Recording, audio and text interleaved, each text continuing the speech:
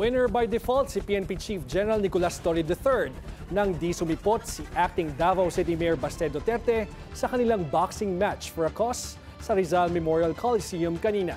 Kahit di man lang nakita kahit anino ni Baste, bugbog sarado pa rin siya sa mga komento sa social media.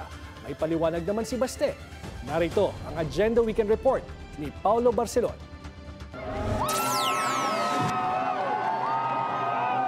Palag sa kondisyon ni Davao City Acting Mayor Baste Duterte na magpa-hair follicle test si PNP Chief Police General Nicolas Torre III. Ani Torre, bakit daw kailangan pang idamay si PBBM at ang lahat ng opisyal ng gobyerno? Unang-una, kaming dalawa lang naman involved dito. Kung hair follicle test sa aming dalawa, ay anytime, anywhere, pwedeng-pwede na mag-hair follicle test kami. Pero kung rematch ng dapat sanay thrilla in Manila kanina, tila wala na itong pag-asa.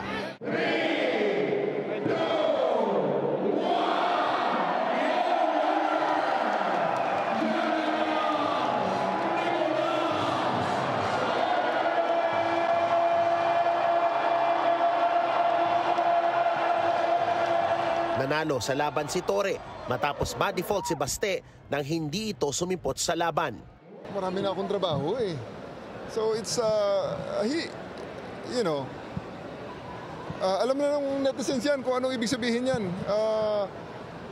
Medyo, hindi na, kaya natin tinuloy din to, no, na ngayon. Hindi na Martes, Huwebes, kung ano man ang sinasabi. Because, well, unang-una, ang mga tulong ay dapat na nating mailabas. Sa gitna ng mga kantsaw online, nagpaliwanag si Baste sa isang reel na isinare sa Facebook. Hindi naman kita hinamon. Sinabi ko talaga, pag nagsuntukan tayo, bobogbog kita. Hindi kita hinamon. You're just a journalist that asked you. Hindi naman pwede one-sided. Di ba? Ano to eh? Both sides. This is entertainment, you know. Dagdag pa ni Baste sa isa pang social media post. I cannot be there sa Sunday. I have other things to do. Pero Tuesday, available na ako. Tuesday, Wednesday, but not Sunday. Tuesday, Wednesday, or any other day. Kasi may oras ka pa para mag-ensayo. Kasi medyo yung pagsuntok mo, pag-jab mo, nakababa ka agad yung kamay mo, kailangan nakadepensa yan sa mukha mo. Pag-jab mo, balik ka agad sa mukha, ha? Bagamat walang nangyaring bakbakan, milyong pisong ayuda naman ang kinita ng event.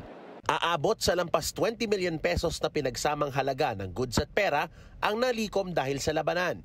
Kumita rin ng lampas 350,000 pesos na gate tickets ang event.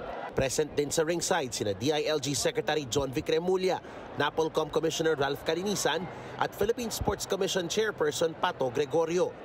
Nasa 4,300 naman ang nanood sa Rizal Memorial Coliseum kung saan nagtagisan din ng galing sa boxing ang ilang amateur boxers sa undercard bouts ng Torre Baste fight. Kung magkakapart 2 pa ang salpukang Torre versus Baste, oras at willingness na lamang ng parehong kampo ang inaabangan.